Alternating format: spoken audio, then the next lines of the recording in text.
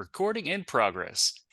Hey, everybody, and welcome back to the 3.5 Book Club, the book club where we talk about all things D&D 3.0 and 3.5, and maybe other shenanigans also. Today, I'm joined by my co-host, Lonnie Morris. Lonnie, how you doing? I'm doing pretty good. How about yourself? Doing fantastic. I got a nice cold homebrew, and I am good to go. Sounds good to me. Crack a So, pop and let's get this started. absolutely. So today we're just going to kind of be talking about 3.0 and 3.5 in a general sense. Um, we're not going to be covering necessarily any specific book today, but we're going to be going over a lot of different stuff, kind of covering a lot of territory. Um, you guys know me, Cliff Husk. You kind of heard my spiel and kind of where I got into 3.0 and 3.5 before, but I'd like to kind of start off today by asking you, Lonnie, what's your kind of background in gaming, and specifically, how did you get into 3.0, 3.5, and how has that kind of, influenced what you're into and the kind of gaming that you do today? Oh man, how I got into gaming. That's a long story, but I'll try to keep it brief. You know, I was a real little kid. And my one of my cousins, older cousin, you know how it usually goes. Uh he's like 15, 16, and I'm over at his house and I just see these little pewter miniatures, man, just like hundreds of pewter miniatures, and an insanely crazy, wish I had those models, for this game, and I don't know what they are myself, and I'm asking about him.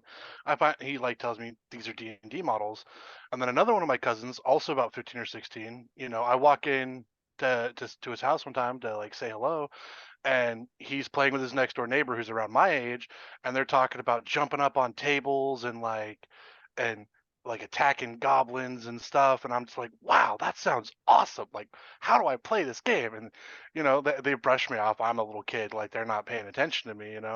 Um, and eventually I made this friend who lived right around the block from me, named Chris. At this point I'm like 5 years old, and this kid Chris is like 10 or 11, right? But he's like, dude, I'll teach you how to play D&D. I got a couple of the books. Like, let's do this, right? So he sits down, he teaches me how to play D&D. This is all the way back, second edition, red book stuff, like here and there. Um, and so that's kind of how I got into like tabletop RPGs. Um, and then, I spent a lot of time kind of just doing things with him. He introduced me to this guy who was like 21 years old, and I remember being like 11 and hanging out with this like 16-year-old, going over to some 21-year-old dude's house who still lived with his parents, and playing playing 2 point or like second edition, and thinking, not even thinking anything about it. I think back on it now, I'm like, wow, that could have been really bad. But he was just this cool older dude who wanted to play D&D and only had a few random kids that wanted to play.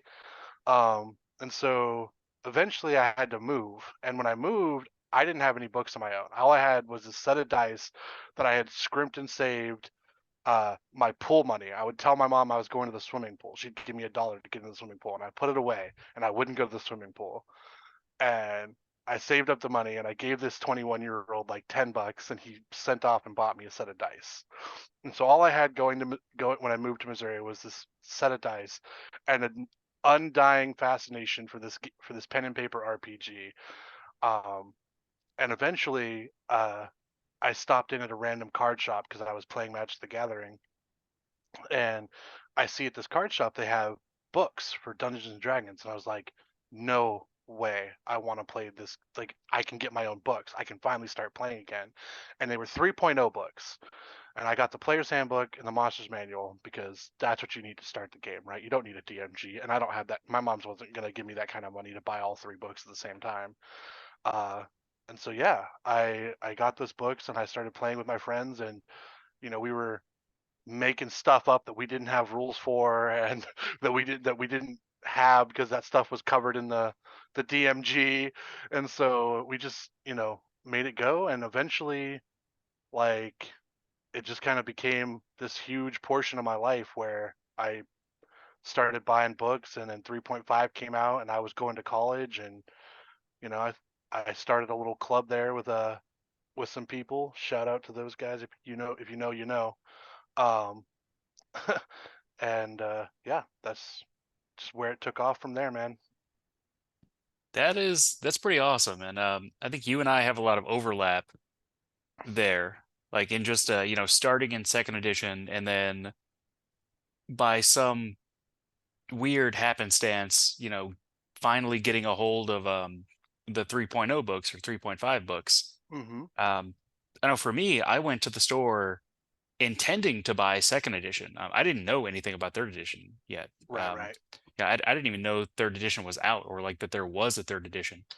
Um, but like I had kind of gone down that same road. Like I had saved up a bunch of my money, and I I had been like, so we used to have Books a Million, Walden Books, and Hmm. another one, and that's where I spent like most of my childhood. I was a just a voracious reader. I would go Right, through insane amounts of, like, I used to me and a buddy of mine, we used to buy Dragonlance books every week. We would go in and we would each buy one Dragonlance book. We would read the book in that week, then we would give the other one the book, so we'd switch, and then we go right. back the next week and we buy another book. That's um awesome. so I remember my dad was in town uh one uh one week, and he was like, yeah man, let's go to the bookstore, I'll buy you a book. And he meant like a 5 to 7 to maybe $10 like Dragonlance book. And I get there Paperback, and I'm yeah, like, paperback book. and I'm like, check these out, man.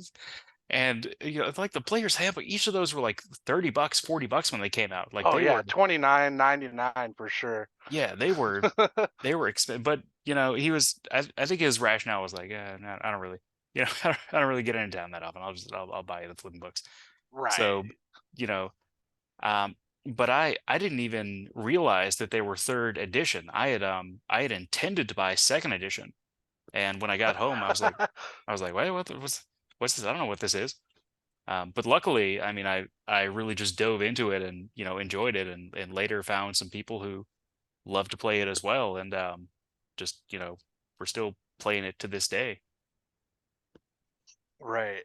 Yeah, it's so funny because like I think back and like you say, like you went there intending to get a book. Like I remember there was a time I think I was like 8 or 9, and my mom was like was like dragging me around, doing what moms do when they drag you around because you don't want to, you're not doing anything you want to do. You're going shopping with them. And we went into like a random thrift store, and I remember finding this little booklet, like, and it was like a booklet for insert random Dungeons and Dragons computer game here, right? Um, and I looked through the booklet and I saw that it said Dungeons and Dragons on. I was looking through it and I saw that it had stats for races and it had stats for like swords and like weapons and stuff. And I was like, oh my goodness, this must be like a book because I didn't know what the books looked like. You know what I mean? Like, so I bought this thing. It was like trying to like make it work as like a D&D book. So like, there's just things like that like when you have that passion for it. It doesn't matter if it's the wrong book. You're gonna try to make it work. You're gonna figure it out. And like so like that whole going in there for second edition and coming out with third edition like really resonates on that kind of a level. Oh yeah, and I actually have one that's a little bit more weird than that. This one doesn't go anywhere, because I was too young to even really know what was going on with this one. But I remember when I was in elementary school, it must have been like third grade or fourth grade, super young, didn't know anything about D&D. This is like Hmm. way before the internet was commonplace. Um, Right. so my friend goes to the library, and the library used to do this thing every summer, and it was great for kids who love to read, but. Uh, we ended up getting so what the library would do is they would put together these like random book boxes, and you would just go and it would be like Ooh. $10 or whatever, and you would just get like just a ton of books, like just a ton of books for $10. So he Right. brought his home, and we really dove into the Superman comics that he got. Like, Right. Right. so there were Superman comics in there, there was some other stuff that was good, and he got one of the old, like not the original like three brown books, but Mm-hmm. the some some iteration of D&D that had been compiled. Like it wasn't like a rule book. It was just like I don't even really know what it was, but we could not make heads or tails of it. We had no idea what we were looking at, which if you've ever read those little brown books as an adult, that's about, the par for the course. I don't really know Right. how anybody ever learned how to play with those. But we had no idea what we were looking at. Right. Yeah, man. I mean, like, it's so funny because uh we're calling this podcast uh D&D 3.5 book club, right? Or the D&D book club. And I came across a Facebook like group called the D&D book club. Oh, that's Um cool. like a week before you brought this to my attention. I'll have to reach out And to those guys.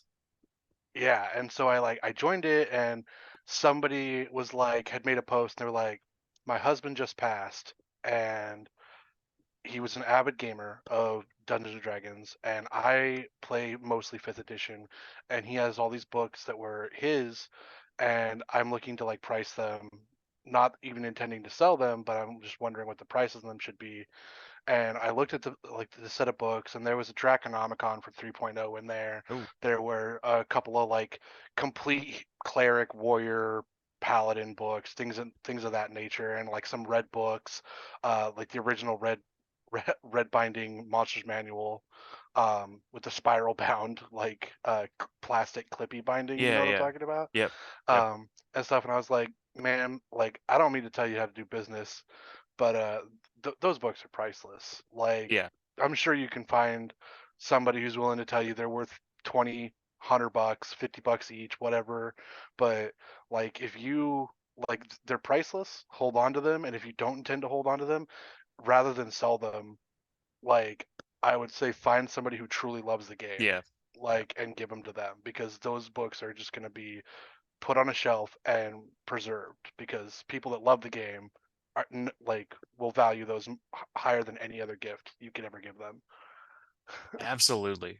Just 100%. I'm still kind of uh bummed that I didn't have to get rid of my book collection. My books are still with friends of mine, but they're scattered across the country because I basically got rid of most of my stuff when I moved to Asia. Right. And so like I don't have them like on a shelf in my house now like I used to, where I could just Hmm. go and get them. And we had, man, I can't even tell you how many 3.0, 3.5 books we had. We used to have this thing called the tote of books, and it was this huge, just like Walmart tote full Oh of yeah. hardcover. The thing weighed a ton, and we would take it to wherever we were playing games. Oh there'd be yeah. 50 books in there. Take two people to carry it inside, and you'd Hmm. just be like referencing all these books because again, this was really before. It wasn't before the internet, but it was before the internet was widespread. And back then, Right. either there wasn't an SRD or we didn't know that there was an SRD. Yeah. Which is why the rules compendium for 3.5, only system that I have ever known to have a rules compendium, like a book that's just rules, uh, it was so important. Like you needed the rules compendium. It was a, Right. it was an important book. Yeah. I mean, it's so funny that you say that, because like I brought up earlier that like I went to when I was going to college, we kind of like started a D&D club, right? And how it started was I was like, dude, I got three books, right? I got the Player's Handbook, DMG, Monsters Manual. Boom, my 3 books. Let's get this started. I pulled a couple friends in. Um, Three of us were sitting there playing, and I remember getting on the bus that night and going home, having this like weird talk about Dragon Ball Z with this girl, and then um, next day in the college, she comes through because I was in like the area where they do like tutoring and stuff, right? And she comes by and she's like, "Oh, are you guys playing D&D?" And I was like, "Yeah, we're playing D&D." She's like, "Can I play with you guys?" And I was like, 100% you can play with us. I was like, a girl who plays D&D? Of course you can play with us. Um, And so she like is like, what level your guys' character? She asks us all these questions. Comes back the next day with like this like big fat duffel bag over her shoulder. And I'm like, what's that? And she's like, oh, it's just a few books. Just a few And books. she just she cracks open this duffel bag, and there's like 20 books in there, and then like three plastic like those fishing lure like packing things Yeah. that you can get just filled with miniatures. And I was like, oh, just a few books, you say? And she's like, yeah, this isn't even my whole list. So eventually, when we got the club going, like the official club, and we were like sponsored by the college and stuff, she she's like, "Do you want me to bring the rest of my books?" And I was like, "Well, we have a classroom. The books all get locked in there at night. They'll be safe. Like, yes, like bring the rest of your books." We end up with three big duffel bags of just books on books on books. Pretty much every 3.5 book written, like all the 3.0 books for sure, like a bunch of 2.0 books with like paperwork for how to convert 2.0 stuff to 3.0 and then to 3.5. It's just like it was absolutely insane. I was like, I don't know what alien tribe dropped you off on this planet, but I must thank them Yeah. because it was crazy. Absolutely, dude. It's always cool when you just run into other people who, who are into the same nerdy stuff that you're into. Because I feel like nowadays it's fairly commonplace, but back Right, then because it you just look it up online. You look a group up online. We got Roll20 for that. We got yeah. that table. There's another really big one that's kind of like Roll20, and then you've got Reddit and whatever. And back then, you know, like sure you might be able to like find a MySpace group for D&D, but there's no telling where that was based out of or whatever. Yeah, you had no real, unless you were living in kind of a large metropolitan area, you just, Hmm. you weren't really gonna find a whole lot most of the time. Yeah, exactly. Which I mean, I met my my core group that I've been playing with for like 20 years. We met working third shift at Walmart together. Sweet. Still Yeah. playing, still playing Third together shift like at Walmart, man. 20 years later. But yeah, we met like tons of people like that. I remember when I joined it's this really cool group for 18 to 24-year-olds. It's called AmeriCorps in Triple C. It's kind of a nonprofit Yeah, thing I've going heard of on. AmeriCorps. Yeah, it's pretty awesome. When I was 24, I did it, and I moved up to Iowa for the program. Uh, there were a couple hundred of us, and a good 20 of those, played D&D. So we ended up founding this like huge group that would uh, whenever we were all like there together, we'd play together, and there would be, you know, you'd have like 10 players, 12 players, 15 players. Uh, Hmm. so it got Yep. pretty crazy, but it was also pretty awesome. Yeah, see, and like that's kind of what happened with the club, right? We got the people, and once we like got the club founded, it pretty soon boomed from 6 people with a couple of alternating DMs to 12 people with a couple of alternating DMs, and then all of a sudden it was 24 people, and we had to like start picking people from the group, and we're like, hey, would you like the chance of DMing, and like rotating them in and out, and it just eventually became we had a standing reservation in the library. Just that's our room, and that room next to it is also our room. And we split the groups into like groups of 12, if like or six and six, and we would just have one or two GMs running the game. And then people would drop out, go to their class, get out of that class, come back, get back into the game. And it was going Monday through Friday, 8 a.m. to 8 p.m. like for 2 whole years. It ran like that, and it was one of the greatest like D&D sessions of my life, I think. That is awesome. I don't have anything quite that cool, but for me in college, a bunch of my friends would drive down to my college town, Hmm. once in a while. It wasn't like a common thing. It would be if we had like a long weekend or something.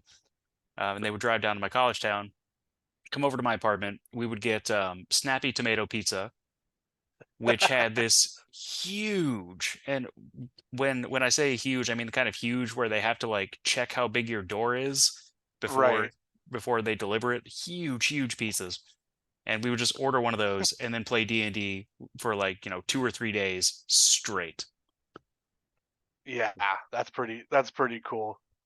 Um, yeah, man. I mean, those are the days when you could just find people and you'd be like, hey, like let's pull an all weekender. Yeah, let's do Or this. like now it's like, are you available between Yeah, in this exact 3 hour window on this day? yeah, Because if not, we'll see you being next week. yeah, being an adult is rough, man. Like that's the real killer of D&D is scheduling and growing up and getting having responsibilities and whatnot. Back Yeah, then we could just do what indeed. we wanted. Exactly. Back then, you just do whatever we wanted. Oh man. But But I know, anyway, well, yeah. Go ahead. I know we're gonna get into well, we're gonna get into a lot of different books on this podcast. I've got I've got a lot of stuff I want to talk about with specific books, but um, to just for today, I wanted to kind of get your thoughts on just like I guess things that stand out to you from the player's handbook. Like you know, what what do you think of when you think of like the 3.5 player's handbook or the 3.0 player's handbook or the differences between the two? Right. Yeah. So I mean, the 3.5 players handbook, I mean, it does do a really solid job of getting you into a game, right? It's got all the stuff you need. It's got your starter races, uh, your starter classes, feats, things of that nature. Oh, this is awesome. Yes. Oh yeah, and Um, I can just go to any page that you want here. right. And so, like there are For things, those of you listening, I'm sharing the player's handbook on the screen. yeah. um, like there are things that I found underwhelming about like 3.5. Like I don't want to say like 3.5 is bad because it's my favorite edition. I played over anything else. I played fifth. I played one game of fourth, and that was enough. Um, but like there are certain things that other games have done where like they're like, oh, humans get a stat bonus like uh of like whatever one stat you want, right? And in D&D 3.5, humans didn't really get that, whereas all the rest of the races did. Humans got an extra bonus feat, but I mean, if you compare that to elves and being half immune to paralysis and sleep and that kind of stuff, it felt like humans really got the shaft on that one. So like as far as like 3.5 like player's handbook, I feel like there was some minor balancing issues that were just never that should have been addressed when they released it. But for the most part, yeah, like I mean, you've got your battle grid, you got your how combat works, combat statistics, all that stuff's in there.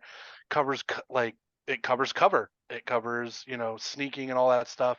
Um, but then there's things like uh, to jump off topic for half a second from like the unearthed arcana, where it's like, oh, what happens if I see my own dead body, or what happens if my friend explodes in front of me? And they're like, and like in the Unearthed Arcana, they're like, well, make an insanity check, so or otherwise you risk going insane. And there's like, and that's like stuff like a lot of like the great things about 3.5 actually come after the player's handbook because the player's handbook was had so much it had to touch on and it did a great job on that, but it didn't cover the minutiaes of like what we would think about like all the time. Um, I'm trying to like think of how to word this, like because players are the most sneaky, conniving things on the planet. And it comes from experience as being both a player and a GM. We are. If we can weasel something out of our GM, we're gonna try to do it. And if we can find something that's not covered in the player's handbook, we're gonna try to make the GM give us some sort of a ruling on it that's like more in our favor.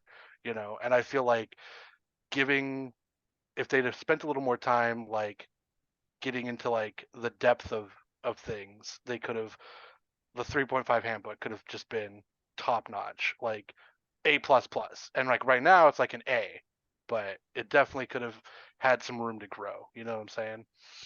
Oh yeah, and the 3.5 handbook is actually much more extensive than the 3.0 handbook. Um, Oh yeah, for yeah, sure. if you compare the two, it's just it's night and day. I mean, Um, I would like to actually do that because I haven't even seen. Now that I'm thinking about it, it's been so long since I've even looked through the 3.0 handbook. well, the cool thing about the 3.0 handbooks nowadays is that they're super cheap, whereas Right. the 3.5 are not. There's actually I've seen people online trying to sell 3.0 handbooks as if they are 3.5 handbooks, and Uh-huh. and yeah, it's so be careful. Be careful when you're Yeah. you know shopping for stuff online. Um, Oh yeah. That happened just the other day because we were having a conversation about during our D&D campaign about savage species and how it's a 3.0 book.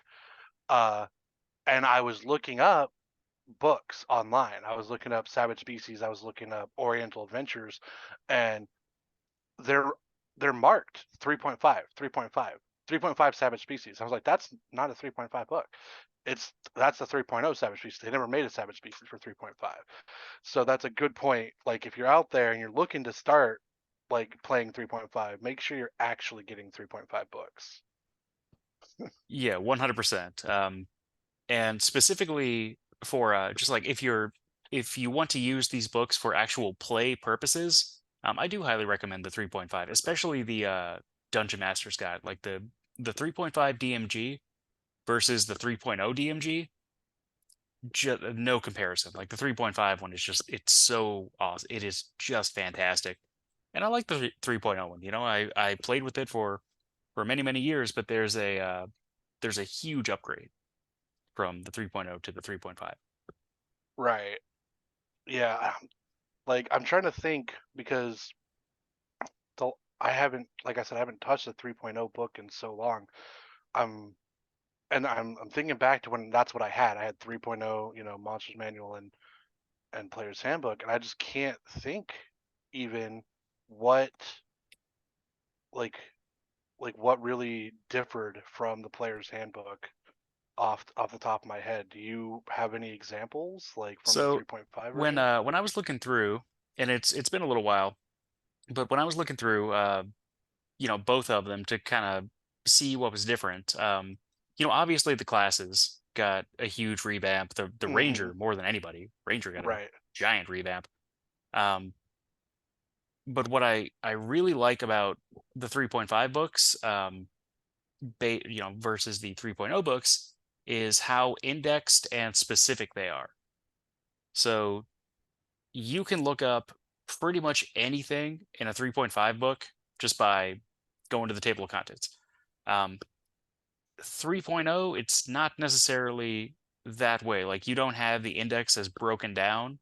Right. Um, and also with 3.5, or not 3.5, 3.0, there's really just a lot of stuff that's kind of crammed in there. So you might be in a section about like weather effects or whatever, and Right. it'll then for a couple of pages it'll go into dungeoneering and something weird that's not really related, and then it'll come back to weather effects, and then it'll go to something else. So there, it's not as like I don't like the layout as much. Yeah, it's not Um, very coherent. yeah, and I really do like the layout of really almost everything that came out for 3.5.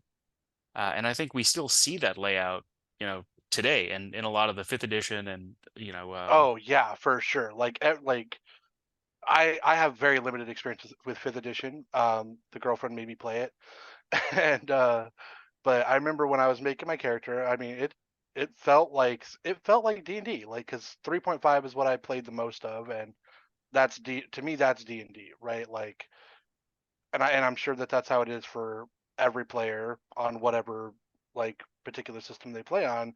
They play on other things, and they're like, this isn't quite D&D, but like for me D&D is 3.5, and even like just like you said, just the layout, how they have their table of contents. They have like the list of numbered tables, so if you want to specifically look up real quick, racial abilities and adjustments, you don't have to go to races, go to racial characteristics. You can just go to the table that specifically has racial ability adjustments, yeah, and and I think that that's really helpful. I absolutely agree. And second edition had that problem as well, where it was really just kind of jumbled uh, together. Like I remember in second edition, because I did buy the second edition rule books as well, much later. But like all of the warrior classes were put together, and then all of the priest classes were put together, and then all of the uh, magic using classes, which was just the Hmm. magic user, just the wizard, were Right. put together. So like it didn't have one page for like each class. It would just be like, this is the fighter, this is the paladin, this is the this is the ranger, blah blah blah. This is this is the cleric, this is the druid, and it kind of skipped around a lot. Um, and like I do remember kind of reading some of those later books, the I think the advanced series, like advanced fighter, advanced paladin. I think that's what they were Uh-huh. called, or complete maybe, Yeah, complete I paladin. think they were the complete Paladin handbook and Yeah. whatnot, things like that. So the second edition, complete paladin, complete wizard, complete all that. They started coming out with these like proto feats. Like they weren't quite feats yet, but they did the same thing that feats did. And Right. I do remember that by the time 3.5 came around, like the feats had just been like dialed in. Third edition had a lot Oh of weird yeah. ones. Like improved critical was really flipping weird in third. You could get your critical down to like a 9 to 20 critical, and there was just all kinds of weird stuff going on. But like it was really dialed Yeah, in at 3.5. what really speaking of, on the topic of feats and how it's changed from the player's handbook 3.0 to 3.5, something I do remember about 3.0 to 3.5 was how two weapon fighting changed. It used to be like in 3.0, ambidexterity, which was like, okay, well, you get an even penalty to both sides if you take ambidexterity, and then you had to take two weapon fighting, and then you had to take improved two weapon fighting. And now, rather than having kind of a random off the cuff ability for AKA ambidexterity, it's just two weapon fighting, improved two weapon fighting, greater two weapon fighting. So when you go to look for things that involve fighting with two weapons, it's all in one place. You're not like, well, first I got to get ambidexterity, which is all the way up here in the A's. Like, it's all right there under two weapon fighting, Oh which is yeah. nice. Plus, another great thing about 3.5, as it comes to two-weapon fighting, they added all the cool two-weapon fighting feats like two-weapon defense, two-weapon rend, Mm-hmm. two-weapon, Mm-hmm. all this other stuff, to where, you're investing so many feats in this. So like unless you're a fighter or a ranger, you're probably not going to be two-weapon fighting. Right. Um, so, if you're going to invest all that, it, it's kind of nice to get those extra kind of perks. And I think Pathfinder kept on going with that and made a lot of improvements. Yeah, I'm gonna be 100% honest with you. I haven't played Pathfinder because, uh, in my eyes, Pathfinder was D&D 3.5, and it was uh, D&D 3.5 because D&D did D&D 4.0, and people were like, "We're not done with 3.5 yet," and so they started Yeah. Pathfinder. Um, and honestly, like I understand the appeal, and I understand Wizards out like their take on it. They wanted when they did 4.0, they were looking um to hijack players of MMOs, right? They That's looked at that's always WoW, that's always what I thought. Yeah. they looked at Final Fantasy 11 online, and they were like, okay, this is how things work in those games. If we try to do systems like that in D&D, what would they look like? How would they work? And if we do make a game that works similar, can we try to steal people from video game MMOs? And I personally don't know how well that worked out. I don't have the numbers. I'm not that guy. I do. Well, not the specific numbers, but that was the lowest uh, lowest sales point in basically D&D history since Wizards bought it from TSR. That was the only time that another tabletop company ever outsold um, Wizards, and that was Paizo.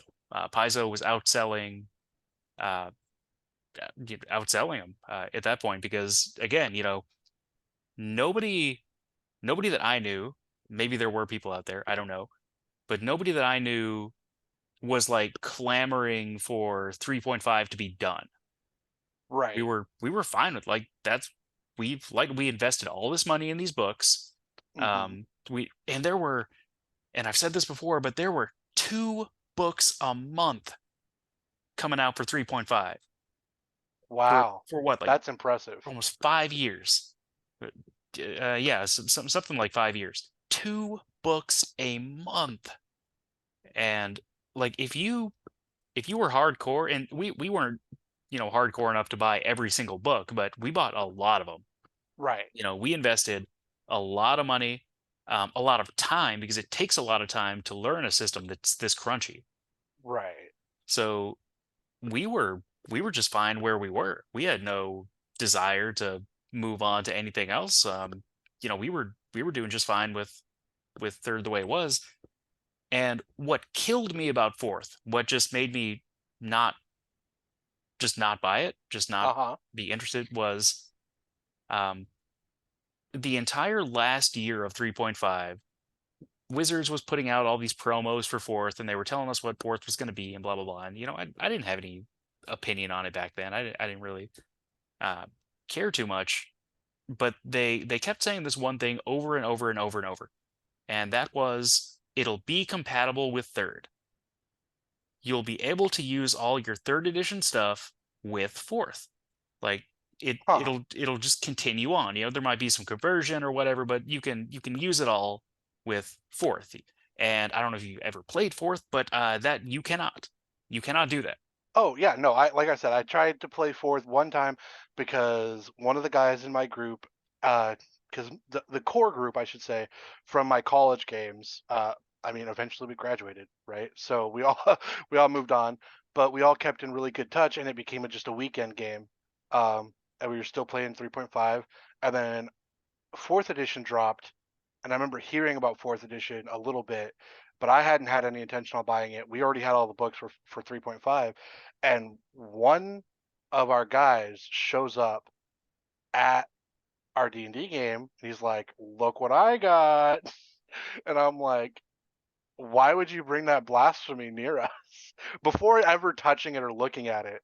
And he's like, "Cause it's the new edition. I just thought we should try it out at least." And I was like, I'm not gonna bash it before I give it the chance.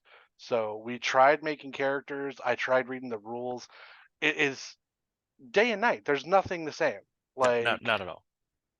and nothing's convertible. And it like honestly, like certain things just it felt like they tried to do away with them entirely. Like classes, like in class roles, right?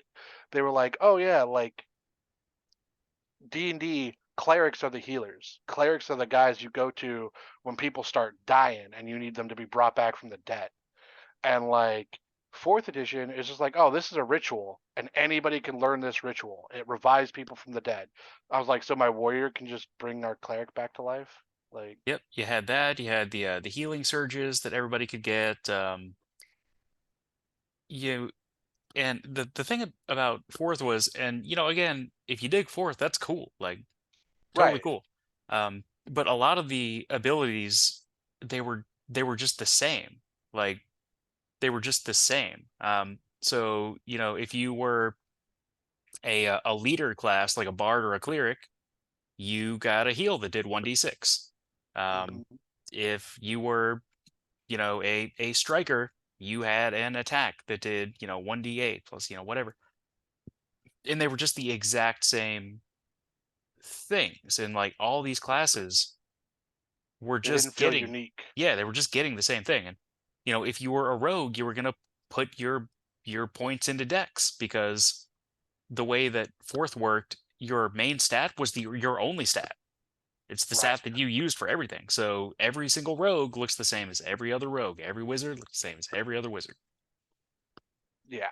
And like we were said, nothing against the people that play fourth. Like, have fun if you're enjoying it, do your thing. But it just, I've always really appreciated, especially about 3.5, the sheer versatility, character creation you can do, like the numerous books that have numerous classes and subclasses of the same versions of things. Like, even like to kind of like go off topic just a half a second, um like Star Wars sagas, right? They have the five or six main classes, but then each of the classes has three or four talent trees they can choose from. That kind of make them unique, and but you can pick and choose between any of the talent trees. And then every book they released had another set of talent trees in it, and it felt really funny because I was trying to think of where I had seen something like that before, and in 3.5, the Player's Handbook 2 had variants on the rogue and the ranger. So they were still the same class, but they had slightly different class features, which was like just one more level like of creativity and depth to the character you could make. Like, without choosing an entirely different class, you could still play a different class. Oh yeah, dude. And other books started doing that as well. Which, by the way, Player's Handbook 2, just amazing book. Like Hmm. Yep. core. Like it's a core book. You know, like I feel like you kind of need that book to play 3.5. But other books started doing that. I think it was Races of the Wild had Yep. all the like alternate barbarians, alternate druids, and that's just it's like it's so great. I remember specifically there was a ranger variant and a paladin variant where you gave up spellcasting ability. Like if you didn't want to be a spellcasting ranger, spellcasting Hmm. paladin, you're just like, okay, I don't get that. Like I don't get spells. Instead, I get all this other cool stuff. Or I don't Right. get an animal companion or like a steed, but instead I get, you know, other stuff that helps me fight better. Right. Exactly. And that's just great. Just top notch, top shelf stuff. Um, And one thing I can say about 3.5 is I've been playing third edition for quite a while. We walked away from it for, you know, a number of years and then came back to it later. But one thing that I can definitely say is I don't think that I've ever met two like PCs or not PCs, but characters that have been the same as each other. right. Yeah. I mean, it's almost impossible. Like, even like I've definitely seen the same person, like the same player, make the same class twice. But even then, both times it was drastically different characters. Like, and it's just so funny that like that I mean, it's not as like it was just slight differences in the way he built them and the way he had their personalities like keyed in and things. And it's so funny that like you can make something that on paper theoretically should be the same as XYZ, but instead it's ABC. Oh yeah. And I really appreciate I appreciate third edition and 3.5 so much for laying the groundwork for all that because we still see that. I mean, I've done that in Starfinder. Right. I made like I made like two technomancers, and they're like, oh, you're just playing a technomancer. That should be, the same. Nope, they are drastically super different. Right. And Starfinder is almost, I kind of think it goes, 3.5 and then Pathfinder and Starfinder, and that's kind of the progression. Like if Pathfinder is, D&D 3.75, then Starfinder is, the kind of culmination. Right. Um, yeah, and so to stay on that topic of uh like playing the same class but being varying different, and also to bring it back to the player's handbook, one of the things I really enjoyed about the player's handbook, um, now I don't remember if it says it under the bard or if it says it under the sorcerer, but one of them in their spells section says that if you can come up reasonably with a role play or a background reasoning for why this character has this spell, they don't have to choose from the typical sorcerer wizard spell list. They can choose from divine spell lists or from druid spell lists.